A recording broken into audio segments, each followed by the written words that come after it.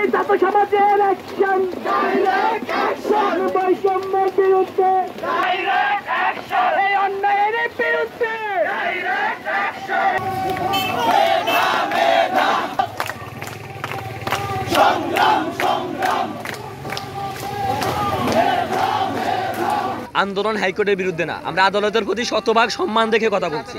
আমরা 2018 সালের যে পরিপত্র, সে পরিপত্র নিয়ে আমাদের কোনো আন্দোলন নেই। আমরা নতুন করে পুরো বাংলাদেশের ছাত্র সমাজ এক দফা দাবিতে আন্দোলন করছি। আমাদের দাবি হলো বৈষম্যযুক্ত যত কোটা রয়েছে সকল কোটা সংস্কার করে সংসদে আইন পাশ করে কোটাকে ন্যূনতম পর্যায়ে নেমে এনে আইন পাশ করা। সেই দাবি যতক্ষণ পর্যন্ত না মানা না হবে ততক্ষণ পর্যন্ত সারা বাংলাদেশের ছাত্র সমাজ রাজপথে আছে এবং থাকবে। আজকের এই আন্দোলন জানেনই কিসের জন্য, কোটা সংস্কার আন্দোলনের দাবিতে। আমাদের দাবি এখনো পূরণ করা হচ্ছে না।